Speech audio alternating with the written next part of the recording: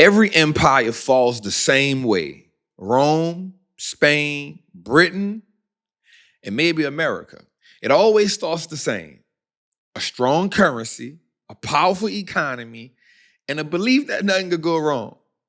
But then they print too much money. The debt piles up, and the history does what it always does. It repeats itself. And this week, something massive happened, and I really want us to lock in. Amazon, Apple, Facebook, Meta, Google, they are the big dogs in the market. We just waiting on NVIDIA. These are the companies that define innovation in America. And they just sent the market a message. Not to mention, now we have OpenAI flirting with $1 trillion IPO. And the question now is, are you paying attention? Now, this week shook the market. But before we get into any of that, I need you to like, I need you to subscribe, and I need you to share this out. I need you to help me get at least 2,000 likes on this video. That truly helps the video push. It truly helps the content go in the algorithm. Thank y'all for the love that y'all been showing. And I gotta say this, man. Everything I'm saying is information and education, but it's designed to help you just see the market a little different. This is not financial advice. So make sure you take the information that I get. I've done a lot of research, but I want you to also do the research before you make any kind of move. But at the end of this video, after I break down everything, I'm going to show you a stock that I'm going to pick that I think I need to be buying. I'm going to be adding it to the Robinhood portfolio. I looked in the last video. A lot of y'all said, yo, Trap, we really like that. So be it. That's what we're going to do. This week wasn't just about earnings, y'all. It was the turning point on how we really end 2025. And maybe how we start the next decade of wealth. All right, let's start with Apple, Amazon, Google. They soared through the market this week. I'm talking about they went crazy, right? Like we saw the market actually being dragged down because of Meta and because of Microsoft, right? Two of the big seven. Now I will say that we saw that Meta did actually would have had really good earnings, but they had a tax pay of $15.9 billion. I mean, it is what it is. Coulda, woulda, shoulda. Like they say in the hood, if was a fifth, we all be drunk. So what? Y'all saw me come in and say, hey, y'all, I'm going to buy me a share of Meta in that portfolio. And I'm going to actually, in the Patreon, we already own some Meta contracts. And I wound up just buying another one yesterday. So it is what it is, right? But let's talk about another one, right? Let's talk about Netflix. Right? The big dog of streamers didn't really do too good for earnings. But guess what? It was such a dip. They decided to do a 10-to-1 stock split. So we just need to see what's going on with that. We need to break that down. So let's talk about this. When they move, the market moves. We understand that. So first of all, we're going to talk about Apple for a second. Apple reported double-digit growth, expecting a 10 to 12% revenue increase this December. Wow, thanks to the iPhone 17 demand. That's not just another iPhone. That's consumer confidence, global supply chain stability, and pent-up demand for the iPhone. Now, I will say this. I said this before. Apple isn't just selling iPhones anymore. It's building an ecosystem. I said something in another video. I said, yo, Apple is not really just a tech company. Apple is telling us how consumers feel. Apple is telling us when that iPhone demand, when that iMacs, when those AirPods, those wearables, when those things boom, Apple is kind of replacing Walmart in a way where from the technology side, the more devices and the more wearables they can sell, that tells us the state of mind of the consumer. And the economy sees that. And so we got to really be willing to look at Apple like that and not just look at it as a tech company. CEO Tim Cook told CNBC that the current quarter, which ends in December, will see a total, 12% year-over-year basis. That is huge for Apple, especially when we saw how good they did in China. So when Apple runs, we know that liquidity started run through the market. And we saw it when Apple meet earning, we saw that stock drop, and then we saw that thing pop up. And it went crazy. It ended really strong. And what we did see was, as a byproduct of that, we saw everybody else move. And so I just want people to know, my favorite saying is always, an Apple stock a day, keep the poverty away. And then there's Amazon, AWS. Their cloud business, man, it grew 20% year over year, hitting 33 billion. Wait a minute, man. 33 billion? Sheesh. Now, mind you, they had an Amazon hack earlier this week where everything was down. Your Robinhood was down and so many other things were down. AWS is truly the big dog. And it's showing you because they blew Microsoft out the water. AWS is the big dog. Now, I'll be the one that go on record. I've been the one saying for a long time, everybody needs to own Amazon stock. Won't they do?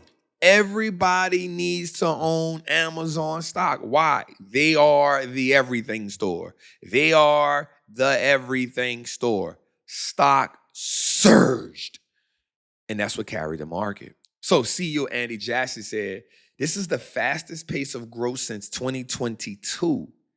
That tells us businesses are spending again, which means the corporate world sees light at the end of the tunnel. Now, here's something we talked about. Here's some things that we had to understand. That's bullish, not just for Amazon, for the economy. Why? Because they are the everything store. So just like Apple tells us, when we see Amazon spending it, but when we see that cloud, we know something big is happening, y'all. And I want us to lock in on that. I want us to pay attention to that. Netflix, the big dog of streaming. What did they do, y'all? They came out and said to us, we're doing a 10-for-1 stock split.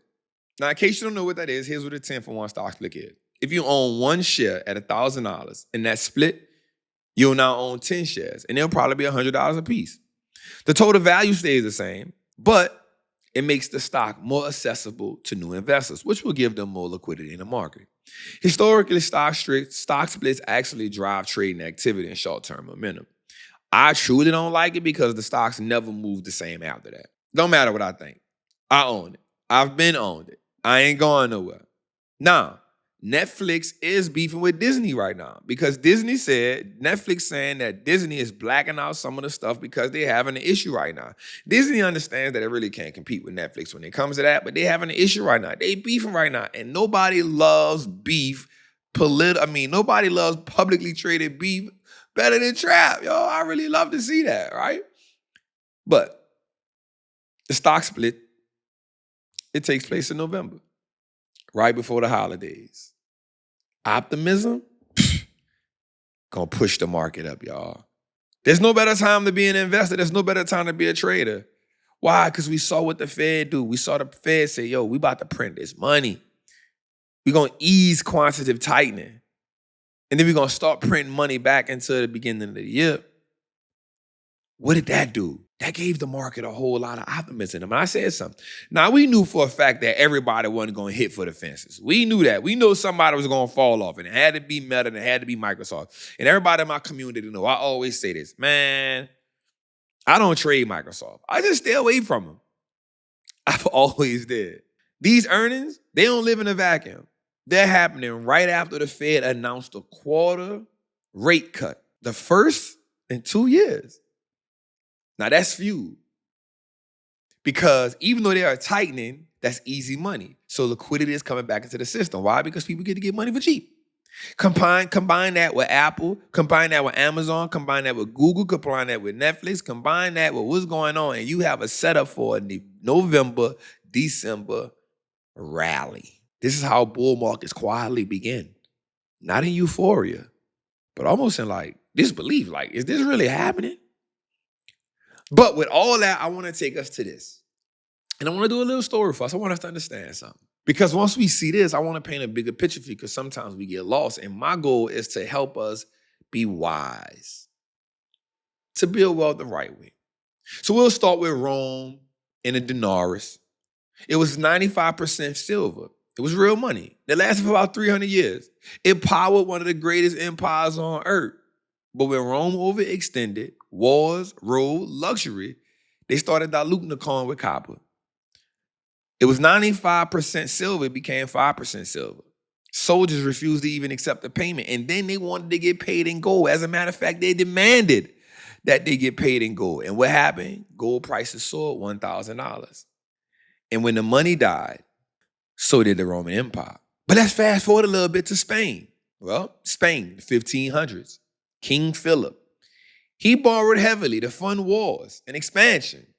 He defaulted 4 times, 1557, 1575, 1596, and 1607, owing money to a lot of people. And by the end, 60% of Spain's GDP was in debt. Inflation exploded, and silver from the Americas flooded Europe. They called it the pricing revolution. It wasn't just a name, it was the world's first inflation crisis.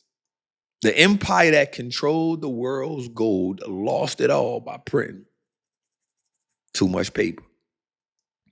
This is a recurring theme right here, y'all. This is a recurring theme. What happens is we start seeing when gold is the one thing that's constant, but it's in man's nature to spend money. Let's even talk about Britain. The British pound was backed by gold for 200 years. London was the world's epicenter of finance. But in World War I, they suspended the gold standard. They printed more money to fund the war and never recovered their dominance. By World War II, Britain was broke. They turned to the U.S. for help. And that's when good old JP came in. And the American banks, they became the world's finances. And it's nothing worse than you don't want America to run that thing. And that's when America takes the throne. In the Bretton Woods Agreement, at a Bretton Woods conference in 1944, the world crowned their new financial empire. It was the US dollar.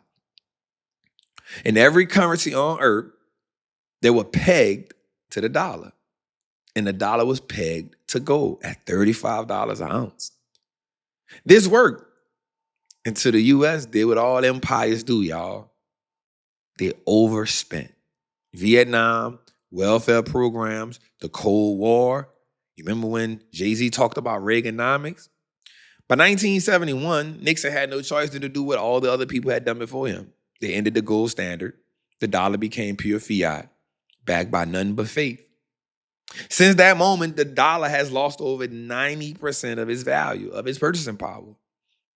Gold went from $35 an ounce to over $4,000 to $4,300 an ounce. History did not just rhyme. It actually repeated itself. So why am I saying that in 2025? Because echoes empire. And I always got to give us the backside, the flip side, the round side. I always got to make us see it, not just the euphoria. I want us to understand something, y'all. Assets do not have your wealth just backed in dollars. Because now that the USA is now $38 trillion in debt. GDP is now at 120% debt to GDP, worse than Spain before the collapse. Central banks around the world are buying gold at record paces. We see China buying gold like none other. They are quietly positioning themselves for what happens when the dollar collapses. And even though the dollar is still the most dominant currency, the shift has begun. People start trading in the wine, the gold, and Bitcoin is rising. Every empire believed it was untouchable until the money supply broke. Now I want you to understand that's what's at stake here. So I get it. You like to see the dollars in your bank account. But I want you to understand something, y'all. Assets is what we need to be at. Owning assets, owning stock, owning Bitcoin, owning real estate, owning gold. That little pullback in gold, y'all, it didn't really hurt us. Yeah, you had some people riding the high like, yeah, gold. We was riding, I'm not going to lie, the trappers. We had some gold options that was going crazy. Made a whole bunch of money on some, lost a couple dollars on another one. It's okay. It's part of the game. But you own that gold. The dollar not going to save us. The government not going to save us. Build portfolios that can make you some money. So, what do we do from here? Well, you don't fight the system. You position yourself inside of it. You own real assets, not promises. And that's what the dollar is. It's a promise. That means quality stocks, man. Hard assets like gold, digital assets like Bitcoin. I like Ethereum as well because they are outside of the traditional fiat system. So a lot of people going to hate, the market ain't doing it. The market, listen, you are owning real businesses that print real money. And what you got to do is use the money to buy the assets so that the assets no longer have you attached to the money. I want you to think about it. I want you to do that because these are the things that's going to save us. Well, as always, what I've been doing is I've been showing you all that I truly have been locked in. I've truly been dialed into owning stocks. So the stock that I'm adding to the portfolio today in Robinhood is none other than Rigetti. They are truly building something so strong with quantum computing. The kind of tech that will power for the next 20, 30, 40 years of innovation. Just like NVIDIA at one point was the picks and shovel for AI, Rigetti is the picks and shovels for quantum. Strong patents, growing partnerships, and a small market cap. That's what an asymmetric upside is. Because every wealth cycle ends the same way. Those who saw the shift early didn't just survive, they built dynasties. And so this is why today I purchased 3 shares of it in this portfolio, just so y'all can see it. Because I want y'all to understand that every empire will fall, currencies will collapse, but wealth doesn't disappear, it just transfers. And the question is, what side of history you gonna be on? You're going to be on the side that's saying, I missed it, I didn't get a chance to be a part of the run-up, or you're going to be on the side saying, hey, I got it at 6, I got it at 7, and now it's $200, $300, $400. That's what I'm doing with this. We're going to keep building positions in this, in my bigger portfolio for sure, but in this portfolio, I'll keep adding something here and there. Pullbacks are times when we supposed to add more money to companies that we love. So that's why I told y'all about Meta. When that pulled back, we just going to add more to it. We're not running away from it. I want you to stop looking at the market as when some go on sale, you got to run away from it. I want you to embrace it. Every time the market pulls back and it gives us those things, we know for a fact. I told my trappers this. I said, yo, Meta is an $800 stock, y'all. Easy an $800 stock. I said that when it was at $600. Well, it got back to $600 and something dollars. Guess what? When Apple and Meta beat, y'all saw what it did. It went up $8 overnight. It'll be back to 800. And if I'm being real with you, it'll probably be back to 800 by the year's end.